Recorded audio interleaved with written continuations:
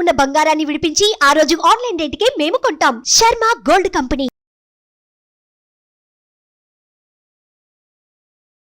నమస్కారం, సుమన్ టీవీకి స్వాగతం. ప్రస్తుతం మనతో పాటు ఉన్నారు శ్రీచక్రపీఠ వ్యవస్థాపకులు, ప్రముఖ జ్యోతిష్య పండితులు, మనందరికీ సుపరిచితులైనటువంటి డాక్టర్ ప్రదీప్ జోషి గారు. గురుగారు నమస్కారం అండి. శ్రీమాత్రే. గురుగారు, అక్షయ తృతీయ అనగానే అందరికీ గుర్తొచ్చేది మంచిగా బంగారం. ఆ రోజు బంగారం కొనుక్కోవాలి, లక్ష్మీదేవి అనుగ్రహం కోసం లక్ష్మీ పూజను కూడా చేసుకుంటూ ఉంటారు. అయితే అక్షయ తృతీయ యొక్క వైశిష్ట్యం ఏంటో తెలియజేస్తారా? శ్రీ గురుభ్యో నమః. శ్రీమాత్రే నమః. సిద్ధలక్ష్మీర్ మోక్షలక్ష్మీ జయలక్ష్మీ సరస్వతి శ్రీలక్ష్మీర్ వరలక్ష్మీ చ ప్రసన్న మమ సర్వదా. శ్రీమాత్రే. లక్ష్మీదేవి యొక్క గొప్పతనం ఏంటో మనం ఎవ్వరికీ ప్రత్యేకంగా చెప్పాల్సిన అవసరం లేదు. చిన్న పిల్లాడి దగ్గర నుంచి అందరికీ తెలుసు. లక్ష్మీదేవి అంటే ఏంటి అంటే డబ్బులు. అందరికీ తెలిసింది లక్ష్మీదేవి అంటే cinnamon for the money. Money అంటే లక్ష్మీదేవి, లక్ష్మీదేవి అంటే మనీ. ఇది అందరికీ తెలిసిన విషయం. మరి అక్షయ తృతీయకి లక్ష్మీదేవికి సంబంధం ఏంటిది అసలు చాలా మందికి తెలియదు. అక్షయ తృతీయ రోజు బంగారం కొనుక్కోవాలి అని అంటారు. ఇది ఎక్కడ కూడా ఏ పురాణంలో కూడా లేదు. కానీ ఇది ఎలా వచ్చింది మరి అందరికీ? మరి పురాణంలో కూడా ఎవరు చెప్పారు, ఎందుకు వచ్చింది అంటే ఫస్ట్ ఒకటి మనం గుర్తుపెట్టుకోవాలి. అక్షయ తృతీయ అనేటువంటి పేరుని మనం డీకోడ్ చేద్దాం. అక్షయ, క్షయము అంటే ఏంటి? నాశనం అవ్వడము. క్షయనం అంటే ఏంటి? మొత్తం కొలాప్స్ అయిపోవడం. క్షయం తగ్గుతూ ఉండడము అని అర్థం. అక్షయం, నా క్షయం అక్షయం అంటే క్షయము కానటువంటిది, అంటే ఎల్లప్పుడూ పెరిగేది, తరగనటువంటిది అక్షయం. సో దాన్ని అక్షయ తృతీయ అన్నారు. కేవలం తృతీయ అనవచ్చు కదా, అక్షయ తృతీయ అని ఎందుకు అన్నారు మరి అంటే ఇది సంవత్సరంలో వచ్చేటువంటి ఒకే ఒక్క ముహూర్తం. ఈరోజు మీరు ఏ పని చేసినా అది అక్షయం అవుతుంది. ఈ రోజు మీరు ఉద్యోగం చేశారు, ఉద్యోగంకి వెళ్ళారు, అది అక్షయం అవుతుంది. అది మంచా చెడా? మంచిదే కదా. అంటే మీ జీవితాంతం బానిసగానే ఉంటారు. బానిస ఉంటారా అంటే ఆలోచనను బట్టి అదే ఉంటుంది. అక్షయ తృతీయ రోజు నేను చెప్పేది ఏంటంటే ఉద్యోగం చేయకూడదు. అక్షయ తృతీయ రోజు ఏ పని చేయకూడదు. అక్షయ తృతీయ రోజు ఏం చేయాలంటే ఏ పని చేయగలిగితే అక్షయం అవుతుంది. ఎప్పటికి అక్షయము అంటే జీవితాంతము, అంటే జీవితకాలము, జన్మాంతర కాలానికి అక్షయమైనది ఏంటి అంటే పుణ్యం. ఏం సంపాదించుకోవాలి? పుణ్యం సంపాదించాలి.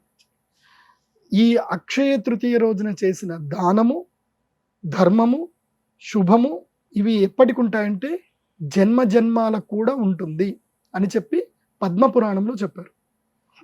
అందుకే ఈ యొక్క సంవత్సరం మొత్తం మీద ఏ రోజును కూడా అక్షయంగా చెప్పలే. ఈ ఒక్క రోజున మాత్రమే అక్షయ తృతీయ అన్నారు. అక్షయం అని ఎందుకు అన్నారు అంటే దీనికోసం. ఈ రోజే పరశురాముల వారు అవతరించినటువంటి పుణ్యదినం. అంటే ఆ పరశురాముడు భూలోకానికి దిగివచ్చారు. దిగివచ్చి క్షత్రియ కులాన్ని మొత్తం కూడా నాశనం చేసి మళ్ళీ భూమి మీద ధర్మ సంస్థాపన చేయడం అనేది జరిగింది. అంటే బలమున్నవాడిది జీవితం కాదు, బలమున్నవాడు శాసించేవాడు. అప్పటి వరకు క్షత్రియుడు అంటే వాడు బలమున్నవాడు, భయపెట్టి అందరినీ శాసించేవాడు. అలాంటి క్షత్రియ కులాన్ని మొత్తం కూడా సంహారం చేసి ధర్మ సంస్థాపన చేసినటువంటి పరశురాముల వారు అవతరించినటువంటి రోజు ఇదే అక్షయ తృతీయ రోజున. పరశురాముల వారు ఈ భూమండలాన్ని మొత్తము కూడా కశ్యప ప్రజాపతికి దానం చేసిన రోజు. దానం చేసి తన యొక్క గొడ్డలి పేటుతోటి కేరళ ఏదైతే ఉందో కొంకణ్ అంటారు. కొంకణ్ అంటే గొడ్డలి అని అర్థం. ఆ కేరళ ప్రాంతాన్ని మొత్తం కూడా గొడ్డలితోటి ఇలా కొట్టారు కాబట్టి ఆ ప్రదేశం మొత్తం కూడా పరశురాముడి క్షేత్రం అది. అలా భూమి మొత్తం కూడా దానం చేసిన మహాద్భుతమైన పుణ్యదినం ఇది. అందుకే ఆయన వరం ఇచ్చారు. అక్షయ తృతీయ రోజు ఎవరైతే గనక లక్ష్మీనారాయణుల యొక్క ఉపాసన చేస్తారో, అంటే మహాలక్ష్మి ఉపాసన ఎవరైతే చేస్తారో, యాగం చేస్తారో, వాళ్ళు ఈ భూమండలాన్ని ఏలినంత పుణ్యఫలం వాళ్ళకి లభిస్తుంది.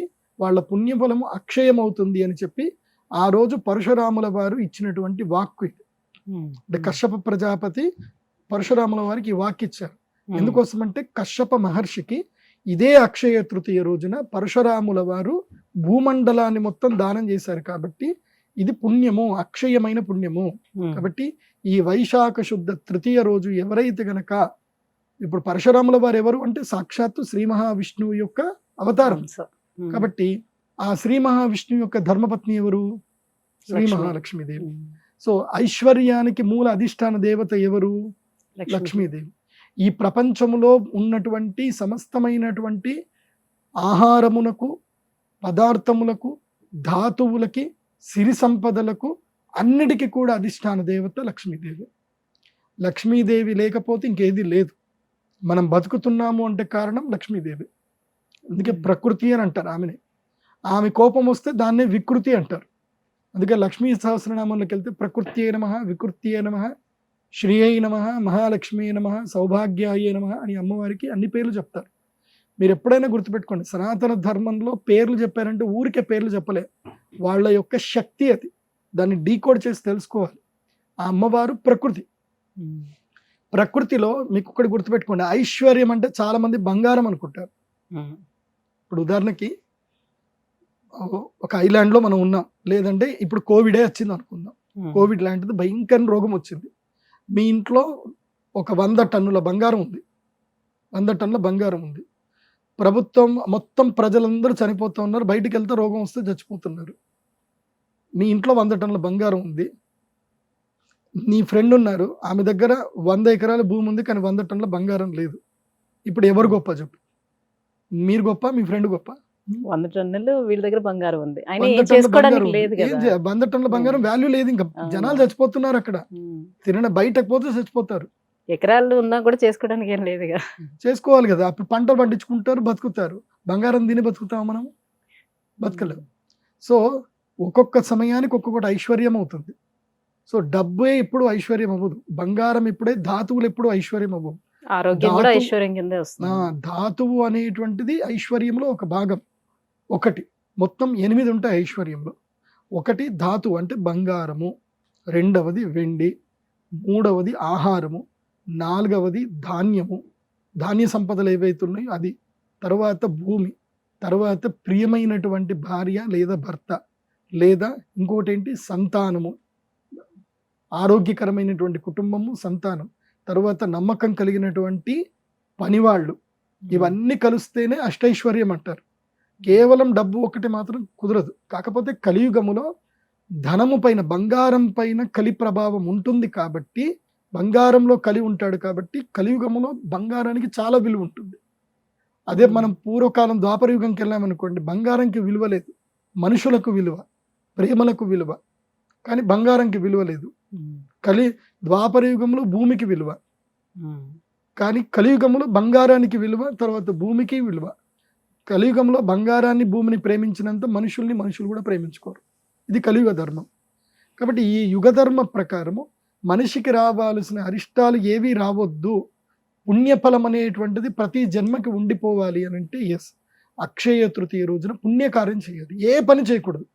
దేవాలయంలో సేవ చేయాలి, లేదా యజ్ఞ యాగాదులు చేయాలి, దాన ధర్మాలు చేయాలి, అన్నదానం చేయాలి, ఇలాంటివి పూజలు చేయాలి.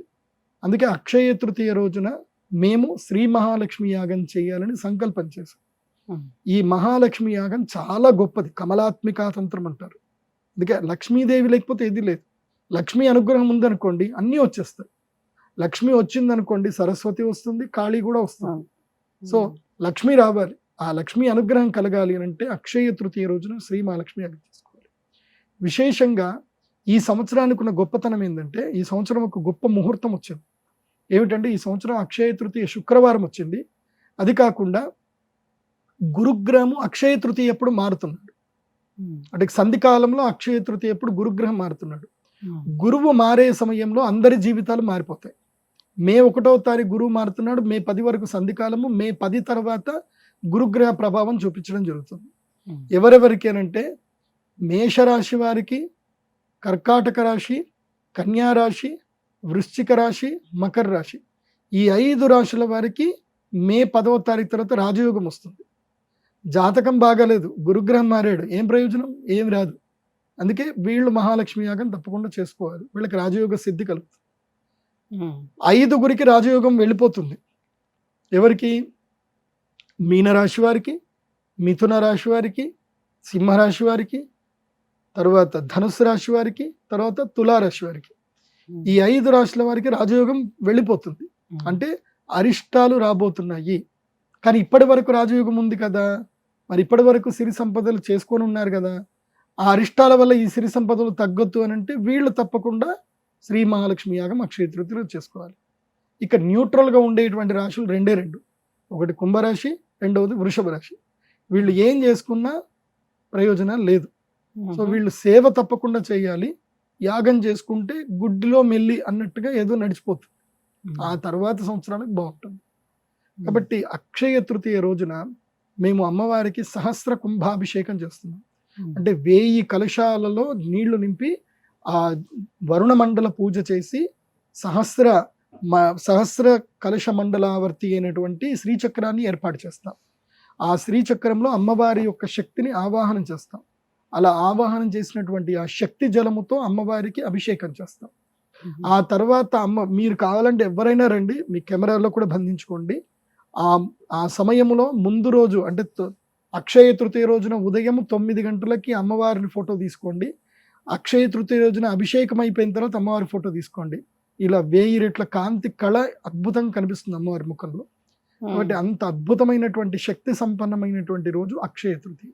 కాబట్టి ఆ అక్షయ తృతీయ రోజు అమ్మవారికి అభిషేకం చేసిన కలశము మీ ఇంటికి తెప్పించుకొని మీ సంకల్పం చేసుకోవాలి. ఇప్పుడు చాలా మందికి చాలా సంకల్పాలు ఉంటాయి. కొంతమందికి ఇల్లు కట్టుకోవాలని ఉంటుంది, కొంతమంది పిల్లలకి మంచి ఉద్యోగం రావాలి, వ్యాపారం చేయాలి.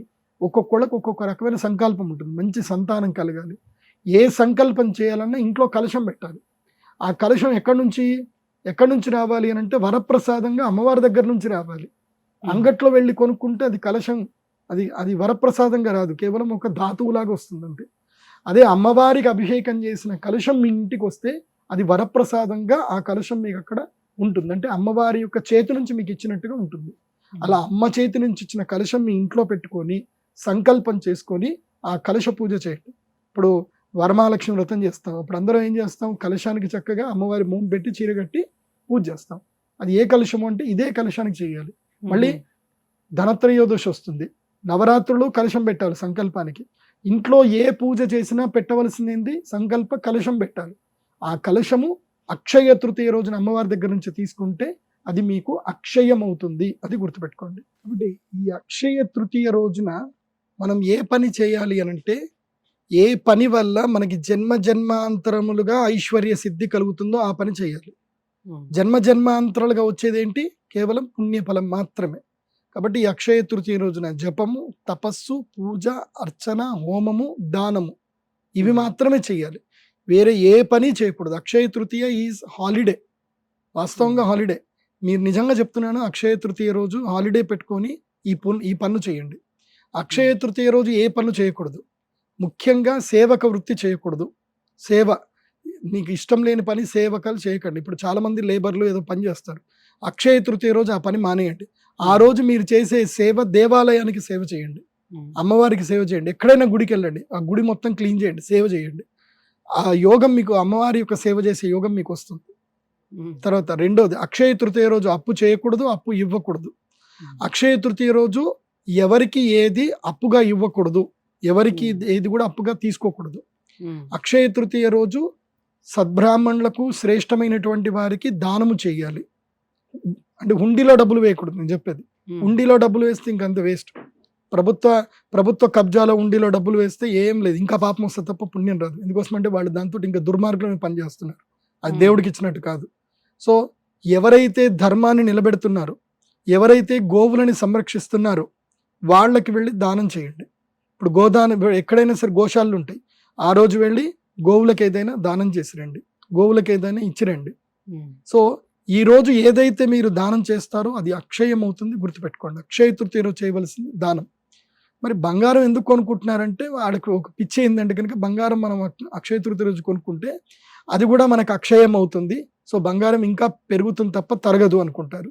సరే, అది ఒక విధంగా మంచిదే. ఎందుకోసమంటే కలియుగ ధర్మం ఏంటంటే బంగారము ధర ఎప్పటికీ పెరుగుతానే ఉంటుంది తప్ప ఎప్పటికీ తగ్గదు. యుగ ధర్మమే అది. సో బంగారం ఇప్పుడు నేను పుట్టి ఎరిగి నాకు ఊహ తెలిసినప్పుడు బంగారం 4,600 రూపాయలకి 10 గ్రాములు నాకు ఊహ తెలిసినప్పుడు. ఇప్పుడు 24 క్యారెట్స్ 73,000. ఇంకా పెరుగుతుంది తప్ప తగ్గేదైతే లేదు.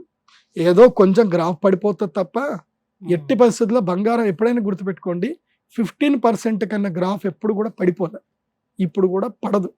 కాబట్టి బంగారం ఎప్పటికీ కొనుక్కున్నా అది నిలిచే ఉంటుంది తప్ప నష్టం అయితే లేదు. మీ పిల్లల కోసం అంటే ఇప్పుడు మీ చిన్న చిన్న పిల్లలు ఉన్నారనుకోండి, వాళ్ళకి పెళ్లి కోసం కావాలంటే ఇప్పుడే బంగారం కొనిపెట్టుకోండి. ఎందుకోసం అంటే మీ పిల్లలకి 25 ఏళ్ళు వచ్చేసరికి ఆ బంగారం ధర అప్పటికి 1,50,000 అవుతుంది. అంతే. ఆ బంగారం ఎప్పటికీ తగ్గదు. ఇంకొకటి కూడా చెప్తున్నాను, ఎందుకోసం అంటే అక్షయ తృతీయ అంటే చాలా మంది బంగారం కొనుక్కోవాలనుకుంటారు. ఇప్పుడు బంగారం కొనుక్కోండి. ఎందుకోసం అంటే రేపు యుద్ధాలు జరుగుతున్నాయి. యుద్ధం జరిగినప్పుడు చాలా ధన నష్టం జరుగుతుంది. సో దేశాలకు మధ్యన ఫినాన్షియల్ డీల్స్ జరుగుతాయి. దేశాలకు మధ్య ఫినాన్షియల్ డీల్స్ ఏ విధంగా జరుగుతాయంటే కేవలం బంగారం, గోల్డ్ రిజర్వ్ వల్లనే జరుగుతాయి. సో గోల్డ్ రిజర్వ్స్ ఎక్స్చేంజ్ అవుతాయి కాబట్టి గోల్డ్ ధర భయంకరంగా పెరుగుతుంది. కాబట్టి ఇప్పుడు ఇది 73,000 ఇంకా తక్కువ. ఇయర్ ఎండింగ్ వచ్చేసరికి 90,000 కూడా వస్తుంది యుద్ధాలు అయితే. సో ఇప్పుడు బంగారం కొనుక్కునే టైమే. గ్రాఫ్ ఎప్పుడు పడిపోతుందో రెడీగా వెయిట్ చేయండి. అంటే 69,000కి ఎప్పుడైనా వస్తుంది బంగారం, గ్రాఫ్ పడుతుంది. 69,000 వచ్చినప్పుడు టక్కని కొనేసుకోండి. అది అలర్ట్స్ ఉంటాయి మీకు, అప్ స్టాక్స్లోనో దేంట్లోనో అలర్ట్స్ ఉంటాయి. మీరు అలర్ట్స్ చేసి పెట్టుకోండి స్టాక్ మార్కెట్ది. దాంట్లో ఇట్లా పడగానే అట్లా కొనేసుకోండి. గురుగారు, అక్షయ తృతీయ యొక్క వైశిష్టం ఏంటి? ఈ అక్షయ తృతీయ రోజున ఎటువంటి పనులు చేస్తే అమ్మ అనుగ్రహం అనేది మనకి లభిస్తుంది అనే విషయాన్ని తెలియజేసినందుకు ధన్యవాదాలు. సుమన్ టీవీలో మీ పర్సనల్ అండ్ బిజినెస్ ప్రమోషన్స్ కోసం కింది నెంబర్కి కాంటాక్ట్ చేయండి.